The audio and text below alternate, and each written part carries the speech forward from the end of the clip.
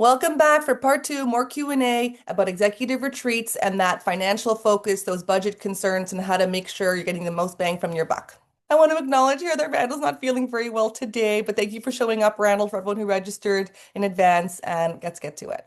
Where do you see organizations being penny wise and pound foolish? That's a tough one, Um, Let me just change the question a little bit. Where do clients oftentimes not spend the time necessary on their end in order to get Mm, the most out of a retreat that they're doing? mm, And I'll give you a couple examples. Very often before the retreat itself, whoever the leader is, whether it's the CFO that's bringing us in, or the CEO, or the chief people officer, usually we spend chunks of time doing some um, mini coaching advisory sessions with them, just because we've got to synchronize, but also we want to make sure from their perspective they're all tooled up for their particular role in the retreat. And I remember having this conversation, and I said to somebody earlier in the process, I said, I'm wondering if there's any theme that would make sense to sort of help tie the retreat together, because that you could, and the answer was, oh, I hadn't thought of that. So I said, okay, well, let's just talk about how that might roll out. Okay, well, it would roll out with the communications that you do before and leaving out. It would roll out with respect to some of the stuff that we would give you so that you could send out to everyone for pre-reading or pre-work. Like it sort of provides a North Star for the objective of the retreat itself. Hadn't thought about that. Here's another one. Is there any announcement that you're going to be making either a couple weeks beforehand or maybe a month after that you might want to use the retreat to sort of kickstart and socialize that idea in a bigger way? Hadn't thought of that really. But now that you mention it, okay, this is actually pretty important. Yeah. So all of a sudden it's okay. So now let's take a look at the agenda a little bit more, right? There's a whole bunch of these things that sometimes the leaders just hadn't thought of the opportunity. It doesn't add more money, okay, but what it does do is it improves the effectiveness of the retreat in terms of the staying power, in terms of people's minds, okay, it's certainly in their mindset, but also sets us up for saying, okay, so what are some of the post-retreat activities that you can do to improve retention and accountability and so on and so on. So if we understand some of these things, I just give two examples, um, the idea of a theme, for example, or the idea of the communications plan, or the idea of, a bunch of these things. So those are the things that make it a lot easier for us to make sure that there actually is an ROI. Because when people go back to the office, all of a sudden it's not nothing. It's okay. There's these things that help reinforce. Randall, let's talk about swag. Okay, everybody shows up, they get a little bag, and there's like the t-shirt with the logo or the hat and the notebook, and then they use 3 pages of the notebook, and then where does the notebook go? I don't know. I mean, yes, this is not the biggest expense at the retreat, but what can we do to you know, make sure all of our investments are wise and adding to the retreat properly? So that's an interesting one. I think that, when you've got something that you could take back from the retreat, it represents the learning of the retreat. So, for example, if we put together a checklist audit, I don't know, whatever it happens to be, they look at that. Or if we give them one of our books, okay, that book, the audit, the checklist, the reading, whatever, represents a whole body of learning that actually happens. Okay, so I like the idea of swag because if you've got, a sweatshirt or whatever that says the name of the event, etc., people remember the event and therefore remember kind of what they learned. Okay. On the other hand, just having the bag full of swag, you know, without something that imbues something with it. Okay. That's a bit of an opportunity missed. Most organizations have got all kinds of swag. So, gee, why don't we give people a bag of it? Everyone's proud of where they work, right? Everyone's got, if they don't want to use it themselves, they've usually got family somewhere that they might want to give it to. We certainly got in our office, a box full of swag that we sometimes wear. Okay, I like baseball caps. Okay, so it's always fun to sort of get those in a certain sense. Most organizations, senior people can get as much swag as they like for whatever. So I like the idea of tying it to the event. The cost of it's not obnoxious. It does take time to get it. If there's a choice between doing swag or a lot of swag versus doing more content or doing more interactive exercises or facilitated things, I'd rather spend the time or money doing that, um, than anything else. So. Randall, you made a bit of a distinction before, which is important. There's the formal day's agenda, and then there's, informal time, including meal time. But is it wise to think of any of the time that you're together as like not an opportunity to role model and reinforce messaging? Like, is the meal just the meal and the laughs and the wine, regardless of how expensive it is, or is it should there be a toast and a speech and and an opportunity for learning and a take-home message at that meal? That's a really good point. Okay, because you're together for a number of meals, right?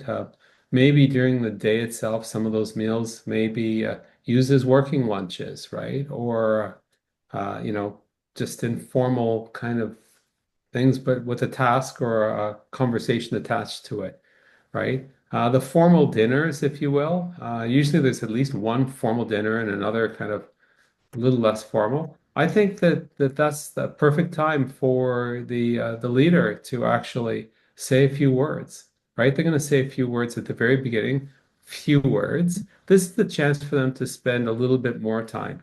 They could reveal a little bit more of their human self. They can acknowledge and recognize the good work that everybody in the team is doing. They could talk a little bit more about how important some of the task ahead is, right? They can call out some particular things that happened during the year or during the last quarter or whatever that to them made a real difference. And they could model what it's like to be a great leader. But they also have to model that by not spending like a huge amount of time, giving an entire keynote presentation over the meal, right? And so usually we do a bit of coaching with respect to some ideas and everything and most leaders have got ideas of their own obviously, but it's nice to actually just bounce some things around, things they might not have considered, something we've seen other people do and that they might consider doing. There's also sometimes the first evening there's a little less formal dinner, and we've got some exercises up our sleeve that help people feel good about themselves, right? Um, and be recognized for some of the great work that they've done, right? And so some of that stuff needs a bit more prep, and that's kind of where that might be rolled out. And but really, the point of the meals is to build relationships more than anything else, right? And anything that anyone says helps frame kind of where some of the conversations will go, and it can't be too much, right? No one ever, no one ever said, gee, that speech was too short or that presentation was too short. It's really more the opposite. So, Okay, let's talk about um, volunteerism as an activity at a retreat. Okay. I have seen organizations schedule, they're going to the shelter, the animal shelter, the kitchen. Um, what do you think about, is this like just like a budgeting consideration because it's cheaper than XYZ? Or is there's benefit to this activity? Or is this organizational savvy where they can couple this with also a PR a stunt and like, photos for social media? Like, where do you think this fits in? so very often when people are doing this, the organization will write a check to the charity at the same time. And then with that, they'll want to do something experientially. And so I don't think it's a question of, gee, we want to do something cheap. It's just that if one of the values, for example, is community leadership or making a difference to the communities we serve, et cetera, this is one of the ways that it makes it easier for them to say, okay, let's roll up our sleeves and let's actually do some of this. And the overall goal is not just saying, okay, let's just um, live some of our corporate social responsibility. Taking up some of the time, doing this as a special activity on a retreat is also designed to actually help build the relationships and the shared experiences that people actually have. Is it better to do a high ropes course or help at a food bank? Right? In both cases, it's the debrief afterwards that makes a difference. Because if you don't do that debrief afterwards about, why, what did we learn, what did we discover, etc., what are the lessons, any observations, etc., we miss an opportunity to tie that activity to either the objectives of the retreat or to tie it to part, pardon me, people's individual growth, individual objectives. So. I like Ronnie, I just something just came to mind. If I can, please, you please. know, sometimes people say, "Well, Randall, we're doing a retreat, and we've got 7 slots. We're going to be filling over the couple days, and we want the Brain Trust Professional Institute to do this, and we're going to bring somebody else to do this, and somebody else do this, and somebody else do this, and someone else to do this." Now, there's a budgeting question here, which is a fascinating one, actually. Um, if you have 2 or 3 different providers inserting throughout the retreat, okay, how much time do you think each of them is going to actually spend customizing their work, learning about your organization, interviewing people so that the examples and the content is directly available? The answer is there's really not much time budget. Each of these individual people have to pay, charge you double, triple. Okay, and that's not efficient. So what ends up happening is you say, well, we've got a diversity of presenters, excuse me, but this diversity of presenters, everybody's really doing very shallow level stuff. Why? Because other than changing the name on the slide, what they're actually taking you stuff through is stuff that is not really directly relevant to you, because they wouldn't know how to make it directly relevant to you, other than at a very surfacey level, right? And so there's an interesting question. On one hand, you could say, well, how do you have more than just one person in front of everybody, yet still have that deep customization? The other question I think is an interesting one is if you think about the story arc of the entire agenda. What if during the discovery and the interviews with people, you discover that the objective and the problem that needs to be solved, the opportunity that you're looking to build alignment towards, okay, is actually different than what the on the ground things that people actually need, right? And when that happens, the question is, okay, how do we make sure that if we're doing, you know, whatever it is, that it's angled to deal with the underlying root problem? So that doesn't sort of show up unless you're doing a lot of that deep discovery work. Very timely, time consuming, I should say. And so it's a real challenge because you do want to have more than one person up. Okay, you do want to be able to turn on a dime, etc. If things come up and need more time, but gee, we got to stop because the next presenter is coming in. For us, it's very simple. I'll be presenting, Ron will be presenting. We got 2 very different perspectives on a particular problem, and it's the same thing. We are very happy to come in when there's somebody else or a couple other people and just play our part, etc. But since we're talking about budget and ROI, um, we need to think about it and say, okay, how in the world are we going to actually get that real impactful, um, tied together flexibility during the day package if we've got things scheduled with all these different people? It's a challenge. We're happy to just take our slot. We're very happy to do that. Okay, but from an ROI perspective, it's an issue that we see that not everybody sort of gets to, right? So we're happy to play in whatever sandbox is in front of us, but this would be one consideration, I would say. If you're going to bring one person to do some very specialized knowledge in a particular thing, fine. We can find a place for them in the agenda, and we'll make sure it fits into that narrative of the day, that story arc of the entire retreat. But it's so hard to do this kind of deep customization and make a real impact when it's higgledy-piggledy a whole bunch of different presenters. Anyway, Randall, you said at the top of the hour there were all sorts of ideas that you had to share. I'm not sure how many my questions knocked off. Is there anything you'd like to focus on? So one of the things I do want to sort of speak to is the fact that there's almost 3 kind of different levels of activity. Number one is the board education day, the board retreat, where the corporate board of directors is looking to achieve something. That's something else. I mean, Rania and I, we both have, designations in corporate governance and all that. So fine, we can operate there. There's another level which is called the executive retreat. And th this is the one where there's a need for alignment amongst all the leaders of the organization. And it's very much at that level of strategy, landing that strategy airplane, building that alignment, improving the relationships while doing things that move the organization forward. Okay. But there's a third kind of level that we really haven't touched on that it also kind of benefits from this is called, I'll call it the team retreat. Okay. And whether it's a startup or scale up where there's a small number of people, maybe it's a bigger organization and it's just a department, for example. And the question is, how do we do something very specific, right? How do we grow our startup to the next level? Gee, what are the systems we need to change, et cetera? Gee, how do we define our culture in our particular group, et cetera? Maybe from a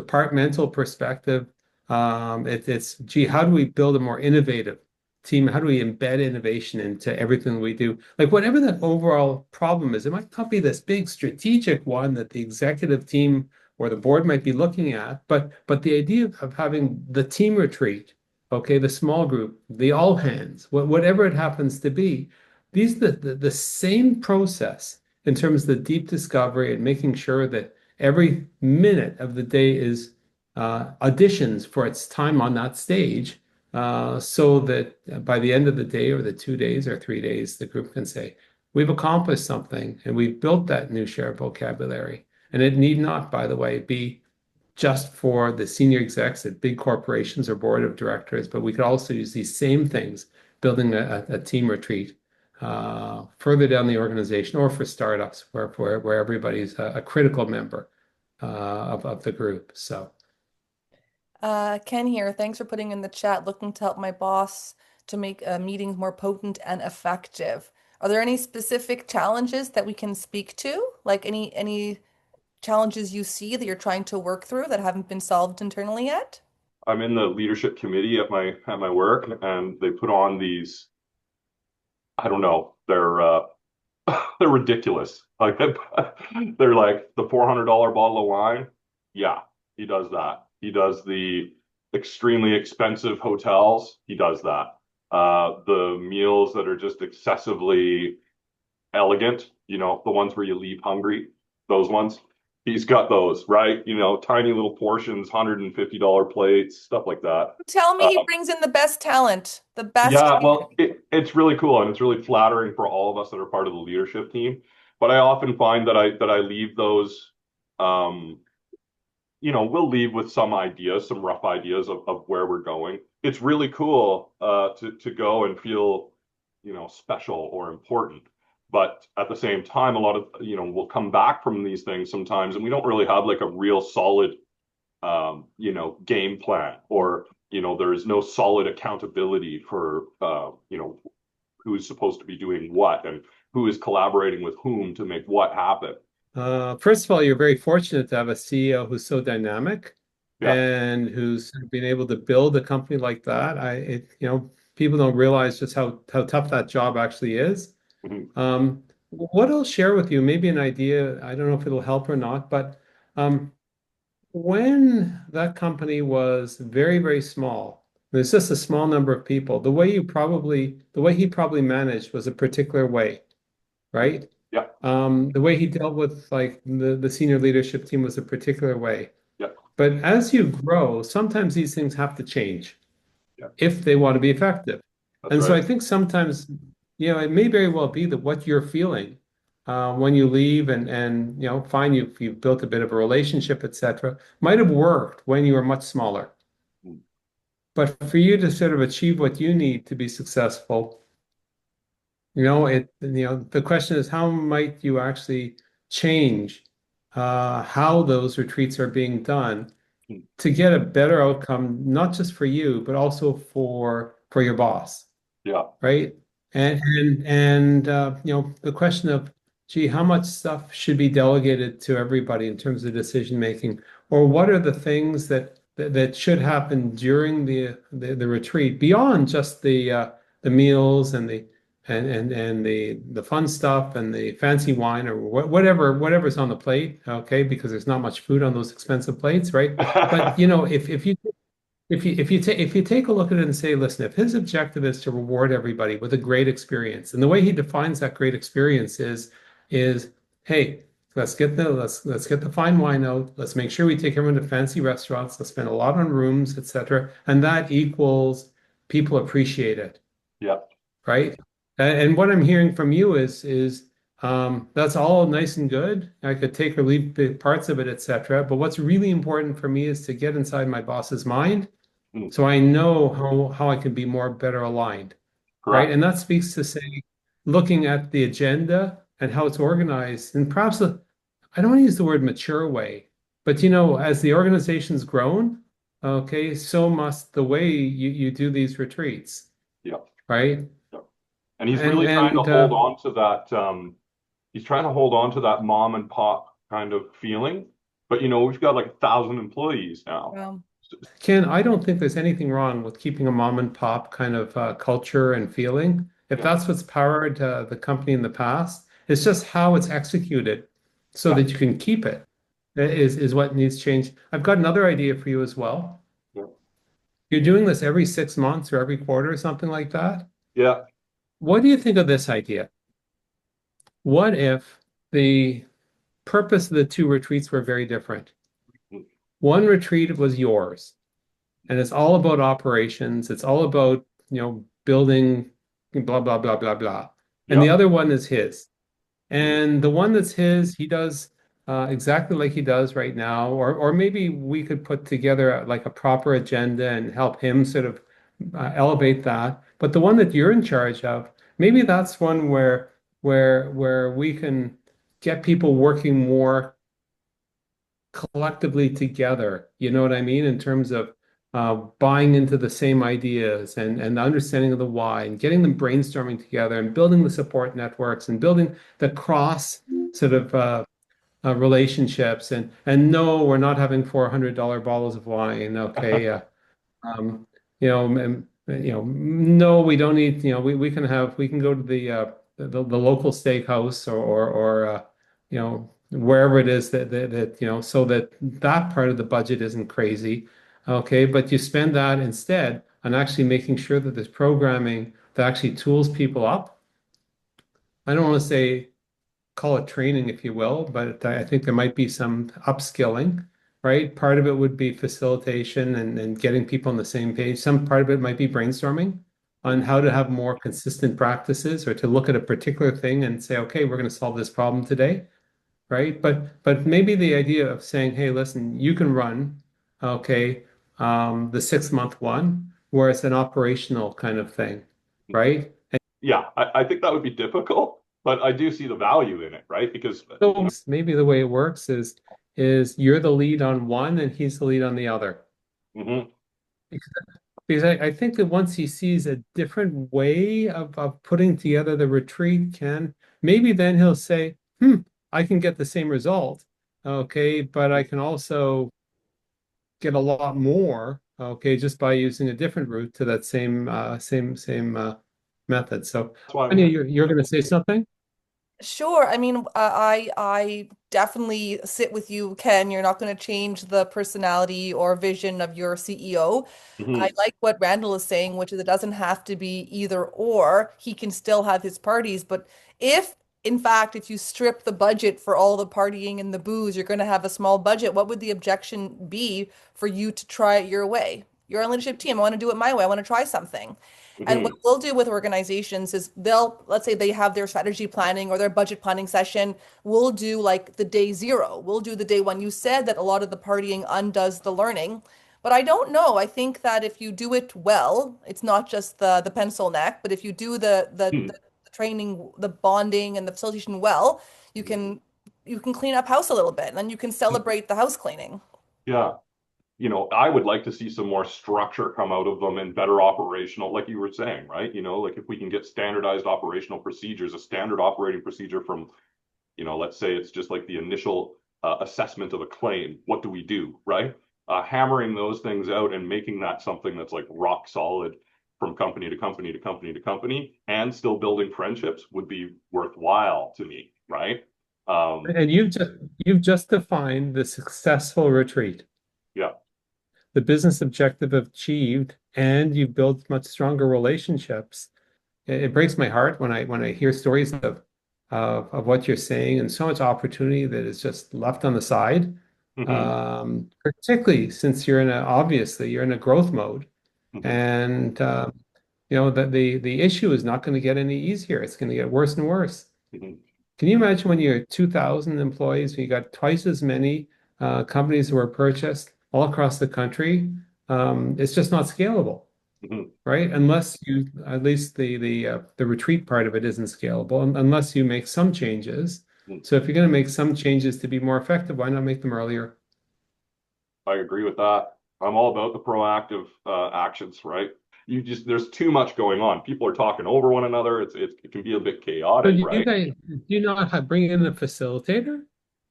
No, we don't do that actually. The CEO is pretty good at taking the attention of the room, so he tends to facilitate these on his own. Well, listen, to his credit that he's doing all the facilitation, but I'll tell you, it's also a tragedy, because schedules get, you just said it, schedules get pushed. Not everyone gets the chance to talk because other people talk over them. Not all the ideas are captured so that you can't sort of align on which are the priorities and why. Like, when a leader sort of steps in to be the facilitator, it works sometimes in smaller companies, but as the leadership team matures, it becomes harder and harder to actually, you know, uh, grow your team. Okay. And, there's a role for the visionary. Okay. But the role for the visionary is never to be the facilitator. Certainly not at the size of your organization. So it's almost like you're leaving money on the plate, on the table when that happens. I'm not being critical. Don't get me No, wrong, no, but, no, no. it's, part of the beauty of being part of a larger organization, Ken, I'm sure you know this, is that all of a sudden there's resources to do things that you can't do as a super small company, right? And one of the things that's probably most exciting for certainly people approaching the leadership team and on the leadership team is the whole question of personal professional growth to the next level. I'm sure, when you started, when there's just 36 people, you have no idea that now you've got this massive amount of responsibility that you were able to grow into, right? And I'm sure everyone else on the leadership team also felt the same, that they've sort of been able to grow to a certain point. But it sort of slows down a little bit when the CEO doesn't um, is stepping in as the facilitator and kind of controlling a lot of that stuff. It doesn't leave space for the leadership team to grow to that next level.